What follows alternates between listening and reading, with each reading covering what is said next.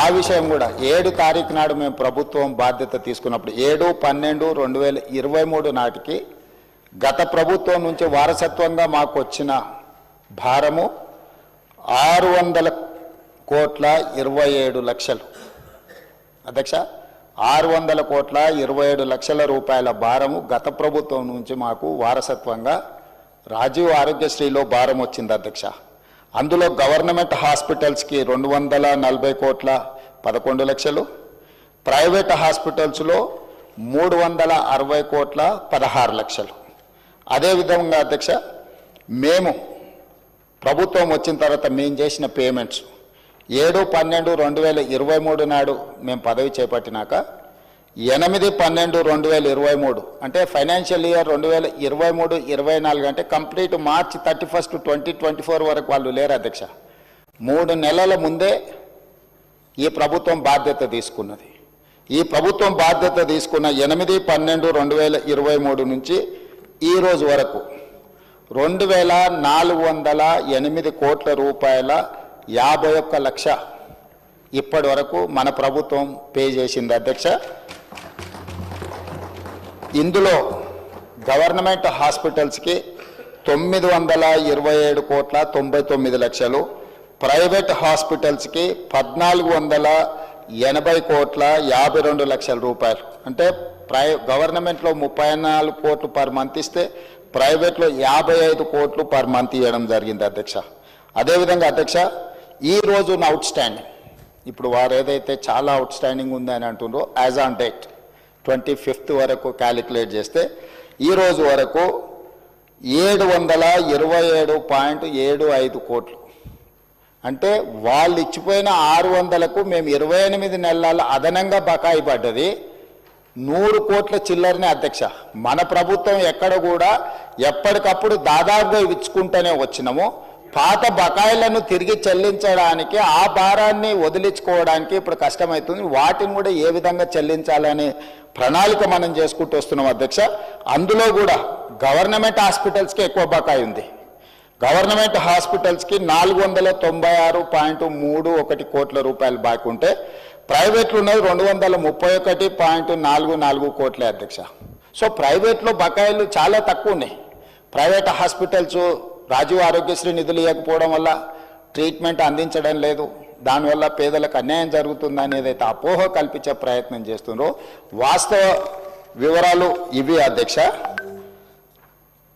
అదేవిధంగా గతంలో 2022-23 రాజీవ్ ఆరోగ్యశ్రీలో నెలకు 102 కోట్ల రూపాయలు దాదాపుగా బుక్ అయితే ఈరోజు 25-26లో ప్రతి నెల 184 కోట్ల రూపాయల హాస్పిటల్కి ప్రజలు వైద్యం కోసం వెళ్తున్నారు అధ్యక్ష. అందులో కూడా గవర్నమెంట్లో 54 కోట్లు 22-23లో, ప్రైవేట్లో 48 కోట్లు.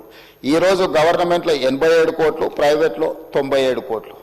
సో అన్ని రకాలుగా పేషెంట్లు పెరగడమే కాకుండా 5 లక్షల నుంచి 10 లక్షలకు రాజీవ్ ఆరోగ్యశ్రీ ఏదైతే ఇన్సూరెన్సు ఇతర వ్యాధులను కూడా అందులో చేర్చడం వల్ల ఈరోజు దాదాపుగా మోర్ దాన్ డబుల్ ఈరోజు వాళ్ళు వాడుకోవడం జరుగుతుంది అధ్యక్ష. అదేవిధంగా ఈరోజు అంతకుముందు సీఎం రిలీఫ్ ఫండ్ ఒకసారి తీద్దాం అధ్యక్ష. సీఎం రిలీఫ్ ఫండ్ చెక్కులలో జరిగిన అవినీతి వెనకాల ఎవరు పిఏలు ఉన్నారు, ఎవరు ఆఫీసు సిబ్బంది ఉన్నారు, నిన్న మన కేసులు కావడము ఇవన్నిటిని ఎవరైతే పేరు మీద చెక్కులు తీసుకెళ్ళి ప్రైవేట్ ఖాతాలలో వేసుకొని ఎట్లా సీఎం రిలీఫ్ ఫండ్ను దుర్వినియోగం చేసిండ్రో కేసులు ఉన్నాయి, విచారణ కూడా జరుగుతుంది అధ్యక్ష.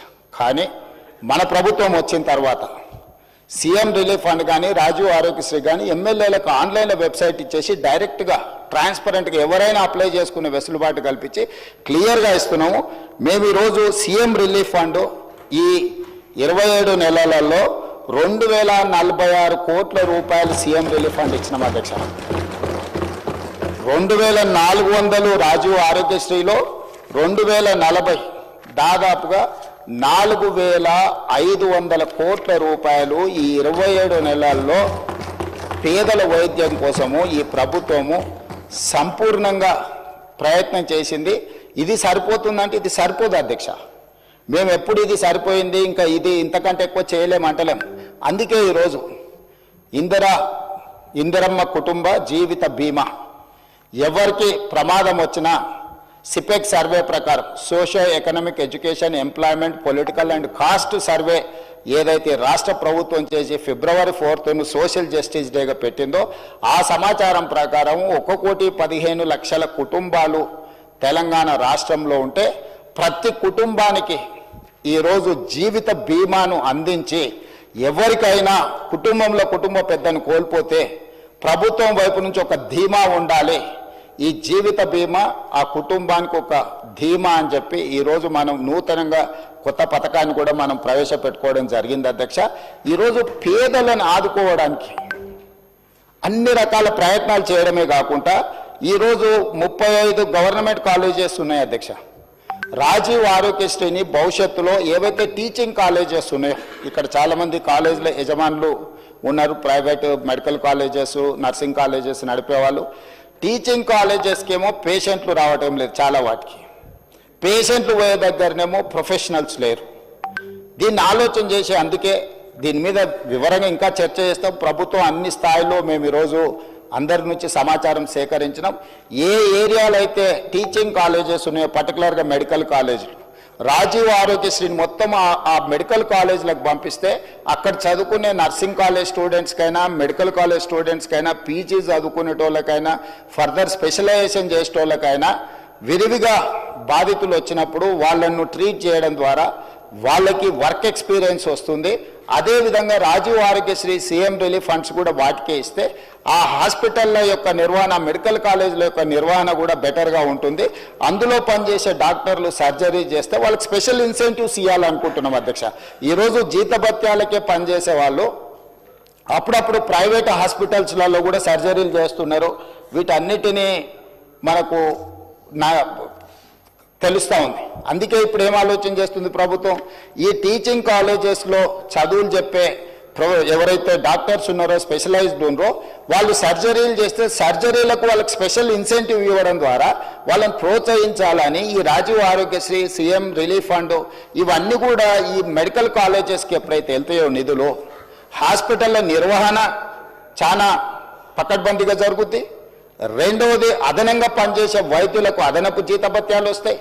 మూడవది ఈరోజు మనము పెద్ద పెద్ద చదువులు చదువుకున్న డాక్టర్లను హాస్పిటల్ల మేనేజ్మెంట్ కూడా వాళ్ళని చూడమంటున్నాం. సో నర్సులు వచ్చిండ్రా, ఊడ్చే వాళ్ళు వచ్చిండ్రా, తూడ్చే వాళ్ళు వచ్చిండ్రా, మిగతా సిబ్బంది వచ్చిండ్రా లేదా అని పెద్ద పెద్ద డాక్టర్లు సూపరింటెండెంట్స్ చూడాలంటే వాళ్ళు చదువుకున్న చదువుకి వాళ్ళ మైండ్ సెట్కి వాళ్ళ వ్యవహార శైలికి ఇది సూట్ అవ్వడం లేదు. అందుకే ఈరోజు ఈ నిర్వహణ మొత్తం సపరేట్ చేసి దీనికి సపరేట్గా ఒక గ్రూప్ 1 ఆఫీసర్నో లేకపోతే ఒక గ్రూప్ 2 ఆఫీసర్నో ఇతర సిబ్బందిని బట్టి ఈ సిబ్బంది యొక్క నిర్వహణ బాధ్యత మొత్తం ఒక వింగ్ అప్పచెప్పి పేషెంట్లకు ట్రీట్మెంట్ చేసే బాధ్యతను కంప్లీట్గా ప్రొఫెషనల్గా డాక్టర్లతో చేయించాలనుకుంటున్నాం. ఇప్పటివరకు మొత్తం పేషెంట్లను చూడడమే కాకుండా హాస్పిటల్ వ్యవస్థను నిర్వహించే బాధ్యత కూడా సూపరింటెండెంట్ మీదనే ఉంటుంది. దాంతో అతను నర్సు వచ్చిందా, లేకపోతే ఊడ్చేవాడు వచ్చిందా, సిబ్బంది వచ్చిందా రాలేదా, వాచ్మెన్ వచ్చిందా లేదా, బయట పార్కింగ్ ఎవరు చూస్తున్నారు, లేకపోతే క్యాంటీన్లో ఏముంది ఏం లేదు అతను చూడలేడు. అతని టెంపర్మెంట్కి అది సూట్ అవ్వదు. రెండోది అతను క్వాలిటీగా కూడా పనిచేయలేడు. అతను లోపలే సర్జరీ చేయాలన్నా, వచ్చిన పేషెంట్లను చూడాలన్నా, ఇన్ పేషెంట్లను చూడాలన్నా, అవుట్ పేషెంట్లను చూడాలన్నా ఈ సమస్యలు ఉన్నాయి. కాబట్టి మన ప్రభుత్వం దీన్ని కూడా ఆలోచన చేసి ఈరోజు ఈ రెండు పనులను రెండింటిని సపరేట్గా ఈరోజు మనము డీల్ చేయాలనుకుంటున్నాం అధ్యక్ష. మూడవ పాయింట్, కొన్ని వేల మంది తెలంగాణ నుంచి ఇతర దేశాలలో డాక్టర్లుగా ఈరోజు పనిచేస్తున్నారు. వాళ్ళు తల్లిదండ్రులను చూడడానికో ప్రాంతాన్ని చూడడానికో లేకపోతే ప్రాంతం మీద అభిమానంతో వచ్చినప్పుడు వాళ్ళు 4-5 రోజుల్లో కుటుంబ వ్యవహారాలు చక్కదిద్దుకుంటే ఒక 20 రోజులు ఎక్స్ట్రా ఉన్నప్పుడు వాళ్ళు అత్యంత అధునాతనమైన వైద్యశాలలో పనిచేయడం కూడా అత్యున్నత చదువులు చదువుకున్న డాక్టర్లు వాళ్ళందరితో నేను మా దామోదర్ రాజనరసింహ గారు మాట్లాడి ఒక ప్లాట్ఫామ్ క్రియేట్ చేస్తున్నాం. డాక్టర్ సంజయ్కి కొంచెం ఇది ఎక్కువ అవగాహన ఉండే అవకాశం ఉంది. ఆ డాక్టర్లు అందరినీ ఆన్లైన్లో ఒక వెబ్సైట్ క్రియేట్ చేస్తున్నాం. వాళ్ళు ఎప్పుడు మన ప్రాంతానికి వస్తుండ్రు, ఏ టైంలో వాళ్ళు ఈ స్పెషల్ డిసీజెస్ కానీ సర్జరీలు కానీ లేకపోతే మెడికల్ కాలేజీలకు వెళ్ళి చదువులు చెప్పడానికి సమయం ఇండికేట్ చేస్తే ఆ టైంలో వాళ్ళని ఆయా హాస్పిటల్స్లలో వాళ్ళ సేవలను వినియోగించుకోవాలని చెప్పి ఈరోజు వాళ్ళందరితో చర్చ చేసినాం. వాళ్ళందరినీ కూడా ఒక కొలికి పట్టుకొచ్చినాం అధ్యక్ష.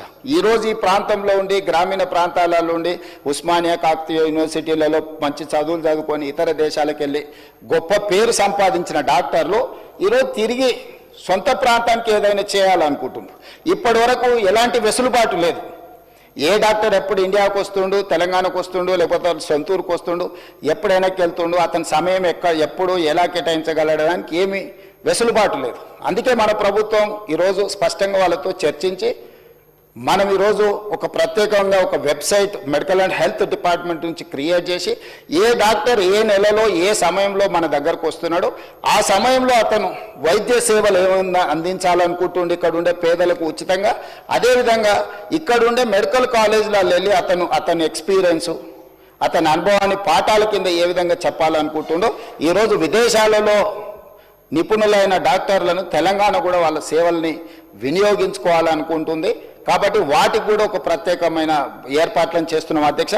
అదేవిధంగా టీమ్స్ ఈరోజు వరంగల్లో కానీ అల్వాల్లో కానీ లేకపోతే ఎల్బీ నగర్లో కానీ సనత్ నగర్లో కానీ నిమ్స్ కానీ వీటన్నిటిని కూడా స్పెషలైజ్డ్ హాస్పిటల్స్ కింద చేయడమే కాకుండా ఈ CM relief fund, Rajiv Aarogyasri, LOC ఈరోజు ఇప్పుడు ముందుగానే మనం లెటర్ ఇవ్వాల్సిన పరిస్థితి. ఇప్పుడు ఓన్లీ నిమ్స్కే ఇస్తున్నాం నాకు తెలిసినంత వరకు.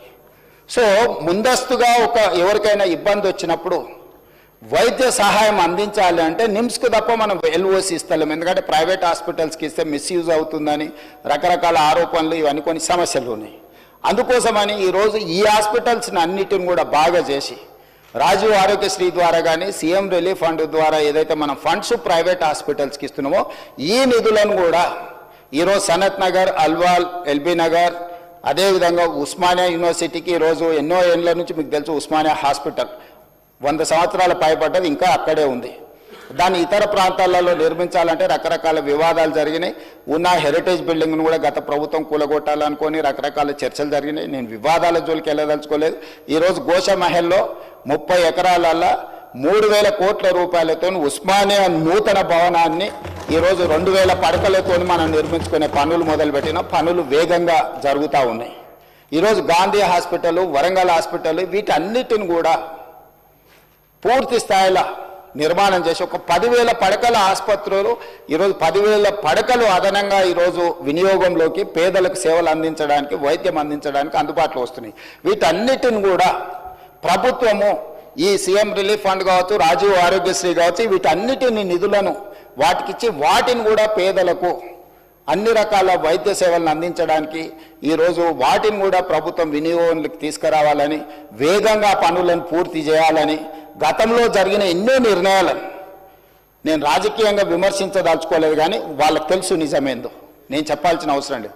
కాబట్టి వీటిని సర్దిద్దుకుంటూ ఒక దారిలో పెట్టి ఒక ప్రయత్నం చేసి దామోదర్ రాజనరసింహ గారు ఎడ్యుకేషన్ అండ్ ఇంజనీర్ కానీ by nature is an doctor, social doctor. అంటే సామాన్య సోషల్ డాక్టర్ అంటే పేదవాడికి ఏం సమస్య వస్తుంది, ఆ సమస్యకు ఏం వైద్యం అందించాలని సంపూర్ణంగా అవగాహన ఉన్న దామోదర్ రాజనరసింహ గారిని నేనే స్వయంగా ఈ శాఖ మీరు నిర్వహించాలని పర్సనల్గా వారిని పిలిచి, ఎందుకంటే ఈ శాఖ చాలా విస్తృతమైన సబ్జెక్ట్. ఇదంత ఆషమాషిగా అర్థమయ్యేది కాదు. అర్థమైనా కూడా ఎవ్రీడే ఒక కొత్త ఛాలెంజ్ వస్తుంది. ఒకప్పుడు గత్తర ఉండే, మలేరియా ఉండే, రకరకాల జబ్బులు వచ్చినాయి. సడన్గా మన కోవిడ్ వచ్చింది. లేదు ఇట్లా ఎప్పటికప్పుడు